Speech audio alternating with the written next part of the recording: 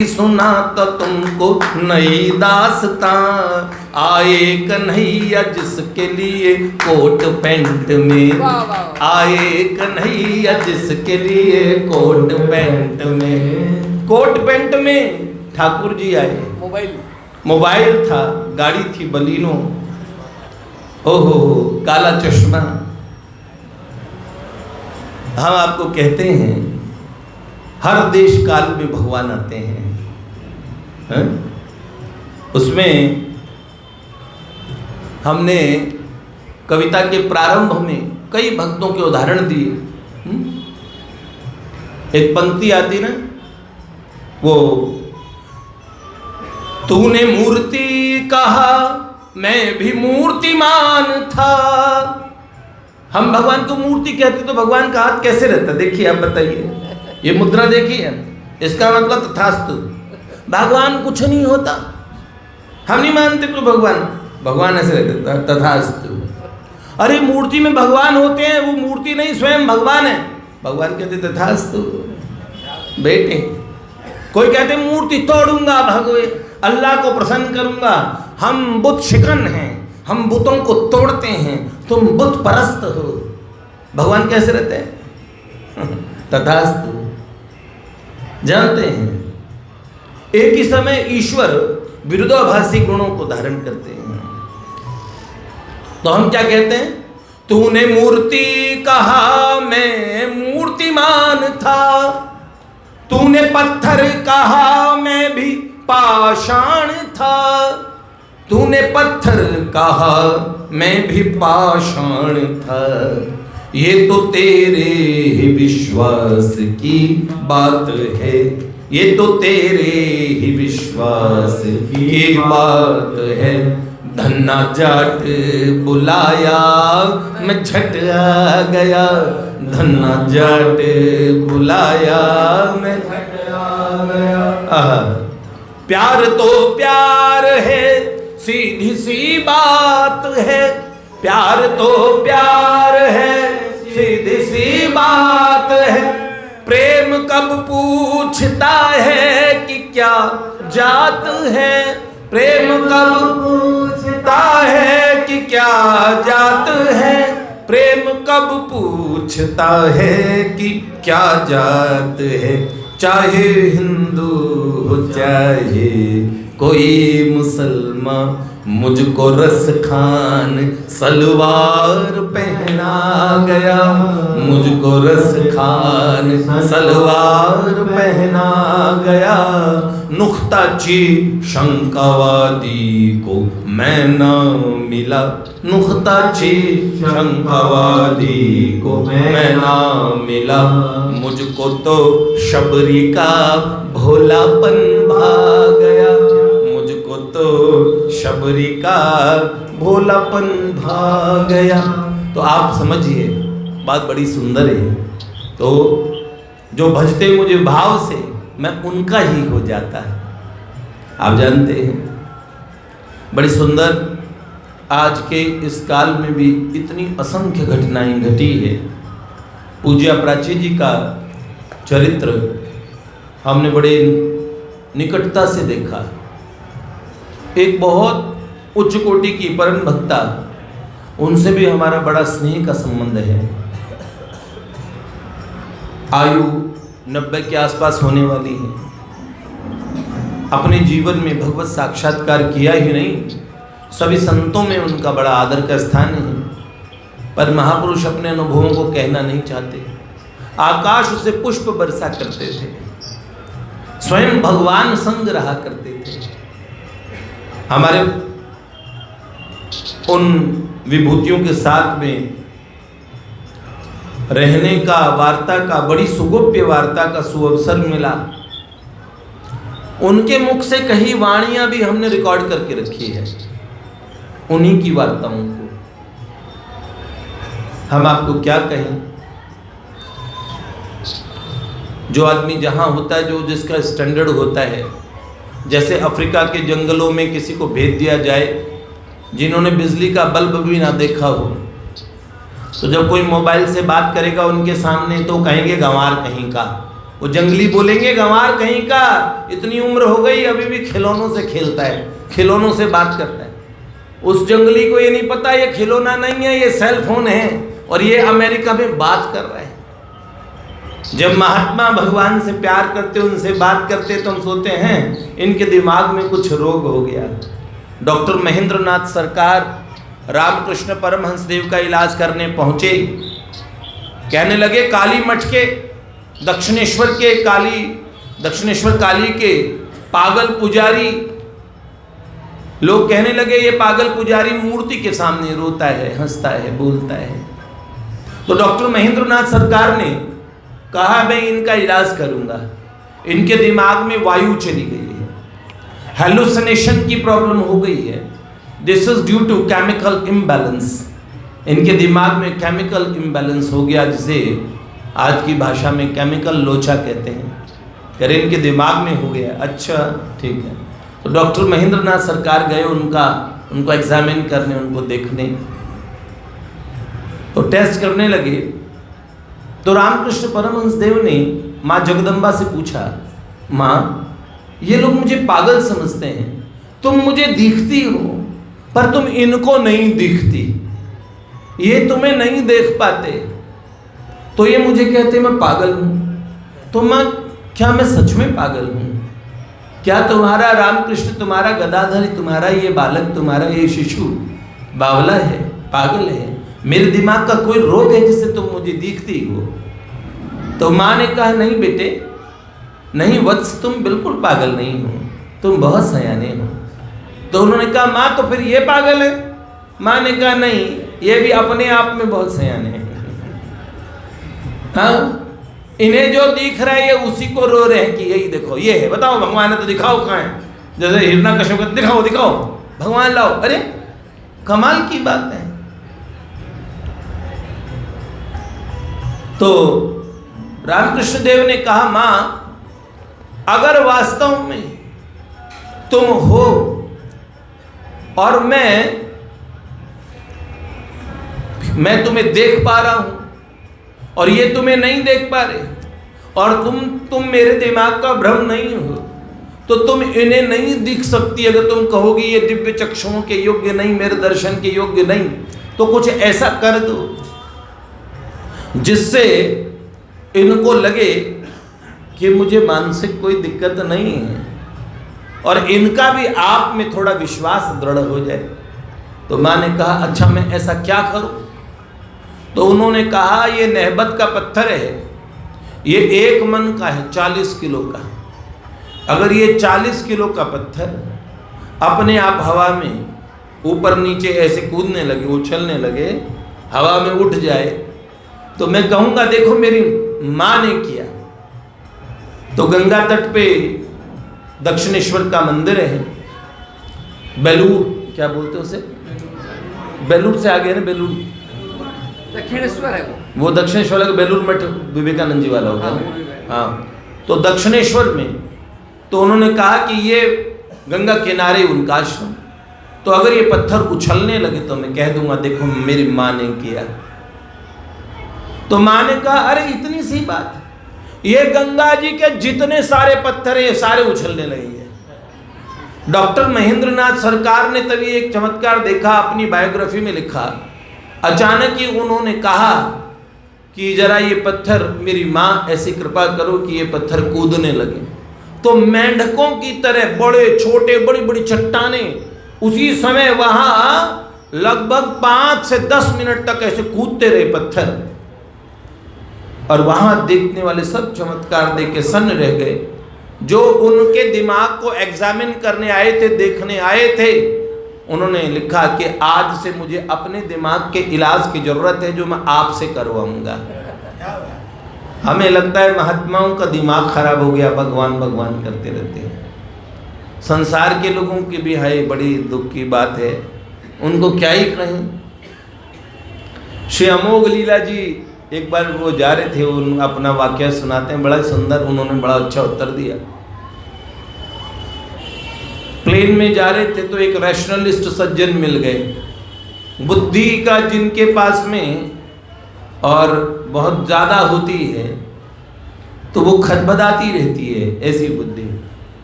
तो एक सज्जन उनके साथ बैठ गए, उनको देखा मुंडित शीश है, शिखा है, भगवान की तुलसी कंठी है, हाथ में जप माला है, भव्य ऊर्ध्व पुंड का तिलक है। तो वो व्यक्ति नास्तिक था। उसने कहा, आप भगवान को मानते हैं? उन्होंने कहा, हाँ मैं भगवान को मानता हूं। आप मानते हैं? हम नहीं मानते भगवान को। तो बोले, क्यों नहीं मानते? तो बोले, दिखाओ, भगवान है तो दिखाओ, ऐसे बोलते ना। और जो चीज दिखती नहीं है, मैं बड़ा प्रैक्टिकल आदमी हूं, हर चीज प्रैक्टिकल दिखने के बाद मानता हूं। तो अगर भगवान है तो दिखाओ, नहीं दिखा सकते तो मैं मानूंगा नहीं। जो दिख ही नहीं सकती, जो दिखती नहीं वो होती नहीं। तो 2 सेकंड के लिए चुप बैठे, फिर उनसे पूछा, एक बात बताओ, तुम्हारे दिमाग में अकल है? अकल है? हाँ है। अरे दिखाओ। अगर नहीं तो तुम बिल्कुल अकलहीन हो, अकल से पैदल हो, तुम्हारा दिमाग नहीं है, तुम्हारे अकल नहीं, अकल है तो दिखाओ। तो वो दिखा थोड़ी सकते, पर मेरे है, अकल है। किससे पूछो, तुम में तुम हो, तुम में तुम हो, हाँ मैं में तो मैं हूं, पर संसार में भगवान नहीं है। कमाल की घोंचूला है। ये नहीं दिखाओ के तर्क बड़े अलग ही होते हैं। वो सब सारा सफर नहीं दिखने से दिखने तक का है, और दिखने से फिर नहीं दिखने तक का है। अव्यक्तादीनि भूतानि व्यक्त मध्यानि भारत। आप जानते हो, पहले अव्यक्त थे, बीच में व्यक्त हुए। आप जानते हो, सिनेमा में पिक्चर देखते हो, फिर उसके बाद में देखते हो द एंड आता है, हैप्पी एंडिंग हो गया, जा सिमरन जी ले जिंदगी। उसके बाद में जिंदगी कैसी चल रही है कोई नहीं देखने जाता। एंड के बाद में आप जानते हो ना, ऐसे ही अपना पूरा लाइफ का जो स्पैन है, इसको देखेंगे ना आप, तो पहले नहीं थे, बीच में आप लोग देख रहे हैं आपके जीवन की स्टोरी। यहाँ जितनी वृद्धा माताएं हैं उनसे पूछ लो, आप जब 5-7 साल 10 साल की वो बातें याद करो, जो अगर पढ़ने का जमाना तो पढ़ाई वाली बातें याद करो। कई लोग कहेंगे ऐसे लगता था, टाइम देखो ऐसे ऐसे निकल गया सारा। सही समझ रहे हैं? ये दिखने और दिखाने के जो चक्कर में है ना, इसमें पढ़ने के बजाय अपने विवेक का प्रयोग कीजिए। मनुष्य जन्म में बहुत सारी चीजें जीव ने देखी नहीं थी जो आज देख रहा है। अगर ये दिखाओ कह के कूदते रहते तो कभी मोबाइल नहीं बनता, कभी बल्ब नहीं बनता, कभी एटम की पावर, उन चीजों को जो मनुष्य मंगल तक पहुंच गए हैं, सबने अपने विवेक का, अपनी बुद्धि का, हम कहेंगे विवेक तो एक अति सूक्ष्म वस्तु है, हम कहेंगे एक बौद्धिक क्षमता जो दिखती नहीं है, उसका प्रयोग किया। और देखो, विवेक का प्रयोग करके भगवान तक को पा सकते हैं। सूक्ष्माति सूक्ष्म बुद्धि का ही वो भाग जो मनुष्य के पास होता है, किंतु उसका प्रयोग नहीं करता, उसे विवेक कहते हैं। उस विवेक से भगवान तक मिल जाते हैं। तो इस समय आप इस बात को समझिएगा, बहुत कुछ ऐसा है तो जिनकी एक महात्मा कहते थे, आप भगवान के पास जाते हो, थोड़े उनसे नेत्र मिलाइए। नेत्र मिलाएंगे तो कमाल होगा। कमाल क्या है? नजरों से नजरें मिला के तो देख, काम उनकी नजर ऐसा कर जाएगी, काम उनकी नजर ऐसा कर जाएगी, जाएगी फिर जहां भी तुम्हारी नजर, शाम सुंदर की सूरत नजर आएगी, शाम सुंदर की सूरत नजर आएगी, शाम सुंदर की सूरत नजर आएगी। तो आप, एक छोटी सी बात है, थोड़ा ऐसा कहते हैं, हम सारे संसार भी देखते रहते, इसको देखा उसे देखा, ये बड़ा अच्छा है, बहुत बढ़िया है, अरे रे हम वास्तव में देखने का खेल है। भगवान कहते यो माम पश्यति सर्वत्र सर्वम च मयि पश्यति तस्याहम न प्रणश्यामि सच में न प्रणश्यति। तो आप देखिए, आपने वो हाइड एंड सीक एक गेम होता है बचपन में, यहाँ क्या बोलते हैं इसको हिंदी वाले लोग, आई स्पाइस, लुक्का छिपे, आई स्पाइस बोलते, पता है क्या बोलते हैं, आई स्पाई, कैसे बोलते, आई स्पाई हैं, वो उधर तो आई स्पाइस बोलते थे, पर आई स्पाई होता है क्या, ठीक है, चुप जाओ। और वो बच्चा ऐसे करता था, बचपन में देखा है हमने, कहते देख लिया देख लिया देख लिया, तो कहते आई स्पाइस, ऐसे बोलते थे। और अगर नहीं कर पाए तो पीछे से वो धप्पा बोल देता था, फिर जाओ दोबारा ढूंढते रहो, फिर वो धप्पा कर देता, फिर ढूंढते रहो। पर अगर उसने पकड़ लिया, ऐसा भगवान ने भी हाइड एंड सीक की तरह खोजिए, खोजने का है, जिन खोजा तिन पाइया गहरे पानी पैठ, मैं बोरी डूबन डरी रही किनारे बैठ। तो आप खोजेंगे ना तो भगवान को पाएंगे। बड़ा अच्छा, भगवान छुप गए हैं यहीं पे, आपको उसी लुका छिपी के खेल में मिलेंगे। उन्हें ढूंढने के बहुत से साधन बताए गए हैं, वो हमारे शास्त्र बताते हैं। शास्त्र 2 प्रश्नों का उत्तर देते हैं, वो क्या, हमें क्या चाहिए एक प्रश्न, और वो हमें कहाँ से मिलेगा ये दूसरा प्रश्न है। और भगवान अब भी मिलते हैं। इसी सीरीज को मैं कल जारी रखूँगा, आज तो अंधेरे में, क्योंकि मैं थोड़े में सुना दूंगा। वह तो अगर आपको वैसे सुनने करवा चौथ में जब सुनाते हो, कहता है सुनता ना, वो कहा पड़ता ना, ये गणेश जी आ छोटा सा गणेश जी महाराजा, हे बुढ़िया माई जी सुबी न दियो भी नच्छा न दियो, और क्या क्या, हाँ कहता ना सुनता ना, हुंकारा बहता ना, कहाँ ही सुना ही अनुमोदन करें। अरे अगर ऐसी वाले सुने तो मैं सटासट वैसे भी सुना दूंगा, लेकिन कोई फायदा नहीं है। थोड़ा स्वाद स्वाद पदे पदे, थोड़ा रस लेके, ठीक है, आराम से सुनिएगा। तो क्योंकि जल्दी नहीं है, मैं 2-3 दिन अभी और हूँ, और ऐसे ही आनंद करते रहिए। गंगा जी के तट पे गंगा मैया भी सुनती है, हम बैठ जाते इसी बहाने। आप जानिए, 2 महात्मा एक जगह मिले कुएं के तट पे, कुएं के मेड़ जो होती है उसके पास में, और भगवान की कोई अच्छी सी बात कही, फिर लिख दिया एक ठिकरे से, यहाँ हम 2 घड़ी जिए, 2 घड़ी जिए, वो जिंदगी है। वरना धौंकनी तो वो जो लोहार की है वो भी सांस लेती है, सांस लेने से क्या हो गया। एक राजा वहां से गुजरा, उसने मंत्री से पूछा, अरे यहाँ 2 घड़ी जिए, इसका मतलब उससे पहले मरे हुए थे क्या, उसके बाद मर गए क्या, ये क्या था 2 घड़ी जिए।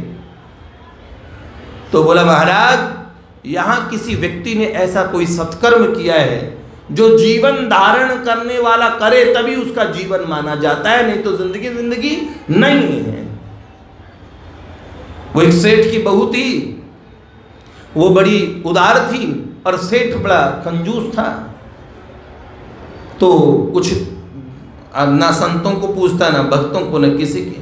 पर जो पुत्र की जो पत्नी आई, पुत्र वधू, अब वो आई एक दिन, एक महात्मा है, भिक्षाम देही, बोला नारायण हरि, तो उन्होंने भिक्षा दी। महाराज जी ने पूछा, बेटा उम्र कितनी है तेरी? तो उन्होंने, वो थी 22 साल की, तो उसने कहा, महाराज उम्र मेरी 15 साल है। तो सेठ का मुनीम दे सुन रहा था, करे औरतें उम्र छुपाती है, इसलिए अपनी उम्र छुपा रही है, 22 की 15 बता रही है। लेकिन गजब जब हो गया, उन्हें पूछा तेरे पति कितने साल के हैं? तो उन्होंने बोला, महाराज मेरे जो पति देव हैं वो और कितने साल के? 5 साल के। और बोले सास? बोले सास 2 साल की। और बोले ससुर जी? बोले पैदा ही नहीं हुए। मुनीम ने जाके ये सिखा दिया सेठ को, कैसी बेइज्जती करा रही है, बहू ने तो डबका ही कर दिया ऐसे, और खानदान की मिट्टी पलीद हो गई, ऐसे ऐसे बोला। सेठ जी ने बुला भेजा, बोला नहीं तुमने ऐसे बोला। सत्यवादिनी थी, सत्संग करती थी, अच्छी कन्या थी। उसने कहा, हाँ पिताजी मैंने कहा। तो उन्होंने बोला, सो कैसे कहा? झूठ बोलती हूँ? बोले मैंने सत्य बोला। बोले कैसे सत्य बोला? उन्होंने कहा देखिए 22 वर्ष पूर्व जन्म ही हुआ था, जब 7 साल की हुई तब भगवान के विषय में, मनुष्य जीवन के विषय में, वास्तव में जीवन क्यों मिला उस लक्ष्य के विषय में पता चला, तभी मनुष्य कहलाने की अधिकारिणी बनी। वास्तविक जन्म तो तब हुआ। और दूसरा, विवाह हुआ तो 5 साल से पतिदेव मेरी बात समझ गए और मेरे इस पथ पे साथ चल रहे हैं, तो उनका जन्म 5 साल का ही है। सासू माँ पिछले 2 साल से राम राम करने लगी, तो वो उसके 2 साल। और आपको न लोक परलोक का पता, कुछ नहीं पता हैं, ऐसे अनजाने ही जिए थे, अनजाने ही मर जाओगे। तो फिर तो पिताजी अभी तो जन्म और जन्म तेरो बातों ही बीत गयो रे तूने कबहू न कृष्ण कयो। तो ऐसा हमारा जन्म न निकल जाए। लाडली लाल की जय। आनंद है, आनंद है, आनंद में रहेंगे। कल क्या हुआ, कल क्या होगा, इसकी चिंता न करेंगे। आनंद है, आनंद है, आनंद में रहेंगे। कल क्या हुआ, कल क्या होगा, इसकी चिंता न करेंगे। देखिए हमारे बीच एक बहुत सुंदर हस्ती है। आप लोग उनको देखे हैं लेकिन उनका परिचय नहीं हुआ है। जब तक परिचय नहीं होता तो उस व्यक्ति का व्यक्तित्व क्या है, वो किससे जुड़ा हुआ है, उसकी जड़ें कहाँ हैं, इसका पता नहीं चलता। मैं माधव भैया से हाथ जोड़कर विनती करूँगा 2 मिनट के लिए आगे आएंगे।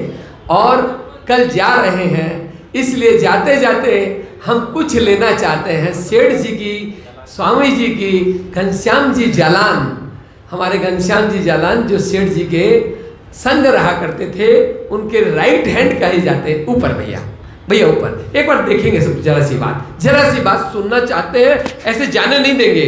कल की टिकट कैंसिल होगी आपकी। देखिए हमारे घनश्याम जी जालान के पुत्र और रामदास बाबू के सुपुत्र, और क्या बताऊं मैं, ये परिवार और गीता प्रेस, गीता भवन ऋणी है इस परिवार का। सेठ जी ने कहा, अपने पैड में लिखा है सेठ जी के, कि घनश्याम के कारण से ही गीता प्रेस गोरखपुर में स्थापित हुई है। उस गीता प्रेस गोरखपुर को वहाँ ले जाने वाले हमारे भैया माधव भैया के दादाजी घनश्याम जी। और एक और सुंदर बात बताऊं, पता चला कि घनश्याम जी के विषय में कि सेठ जी ने कहा कि भाई मेरे शरीर छूटने के बाद कौन कौन क्या क्या करेगा, उनका क्या विचार रहेगा। तो पहले सबसे पहले पूछा गया घनश्याम बाबू से, आपका क्या विचार है? तो घनश्याम जी बोलते हैं कि आपके शरीर छूटने से पहले जो बाद में रहेगा वो कहेगा ना, मैं तो पहले ही जाऊंगा और आपके सामने ही जाऊंगा। बाबा जी का शरीर जो है, देखिए बाबा जी का शरीर 1958 में अप्रैल में यही पुरुष घाट पे सेठ जी ने 3 दिन पहले ही उनके शरीर रहते हुए ले आया था घाट पे। 3 दिन तक शरीर रहते हुए उनको अंदर ले जाना, फिर बाहर लाना? नहीं, तो घाट पे ही रखे, घाट पे ही रखा गया। 3 दिन तक बालू के सैया बिछा दिए थे। हाँ। और सेठ जी भी 3 दिन यहीं रहे। सेठ जी 3 दिन यहीं रहे, घाट पे ही रहे। और 3 दिन तक वो कीर्तन कराते रहे। सेठ जी केवल अपने शौच वगैरह के लिए और 1 गिलास दूध लेते थे केवल, और कुछ नहीं, अन्न नहीं लिए थे सेठ जी भी 3 दिन। अच्छा, पिछले जन्म की क्या घटना थी उनकी? सेठ जी के पूछा गया घनश्याम जी के विषय में, तो बोले घनश्याम जी धर्मपत्नी थे सेठ जी की पिछले जन्मों में। तो ये जो बातें हैं ये महापुरुषों की विलक्षण बातें हैं। और इस परिवार का जो योगदान है ऐसे मालूम नहीं चलता, लेकिन सामान्य तरीके से आते हैं, अपने कुछ दिन रहते हैं। इनकी माता जी जब थी तब तो हम लोग मजाक करते थे, माँ आप जब आती तो ये पूरी लाइन रौनक हो जाती है, और आप चली जाती है सुनसान हो जाती है। वैसे ही भैया बहुत दिनों बाद आए हैं, बहनें बुआएं जो पिछले साल 3 बार आए थे। वो मतलब ऐसे 3 बार आना होता है, लेकिन अभी जो सीजन चल रही है हम तो चाहते हैं सीजन पूरी रहे। पहले ये परिवार रहता था, सारे काम संभालते थे। इनके पिताजी जो थे पूरा गीता भवन, पूरा गीता प्रेस जिनका संभाला हुआ है, ऐसा परिवार है। मैं नमन करूंगा उन महापुरुषों को याद करके सिर्फ, और नारायण नारायण का कीर्तन इनके मुख से सुनेंगे, क्योंकि ये जी कल जा रहे हैं। कल नहीं, अभी तो 20 तारीख को सुबह जाएंगे। अभी श्रीमन नारायण नारायण नारायण, श्रीमन नारायण नारायण नारायण, श्रीमन नारायण नारायण नारायण, श्रीमन नारायण नारायण नारायण, श्रीमन नारायण नारायण नारायण, श्रीमन नारायण नारायण नारायण, श्रीमन नारायण नारायण नारायण, श्रीमन नारायण नारायण नारायण, श्रीमन नारायण नारायण नारायण, श्रीमन नारायण नारायण नारायण, श्रीमन नारायण नारायण नारायण, श्रीमन नारायण नारायण नारायण, श्रीमन नारायण नारायण नारायण नारायण नारायण नारायण नारायण नारायण नारायण नारायण नारायण रामचंद्र की जय, मोर मुकुट बंसी वाले की जय। एक घटना, दो दिन कुटिया खुल रही है सुबह 6 बजे से 7 बजे तक। सुबह 6 बजे से 7 बजे गीता भवन नंबर 7 में एक कुटिया है, जिसको हम लोग सेठ जी की कुटिया कहते हैं। वहाँ पर कई वर्षों तक सेठ जी का जाना आना रहा। उस कुटिया में बैठ करके तत्व विवेचनी, तत्व चिंतामणि, महाभारत, इन सब के अनुवाद हुए। इसलिए कोई भी भाई बहन जो नए आए हैं वो गीता भवन नंबर 7 में जो सेठ जी की कुटिया उसके दर्शन कर सकते हैं। वहाँ कुछ सत्संग भी चल रही है सुबह 6 से 7, 6:15 से 10 से 7 बजे तक खुलते हैं।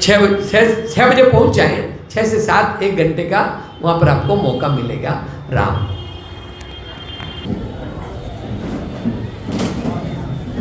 आज के गंगा जी के पावन दर्शन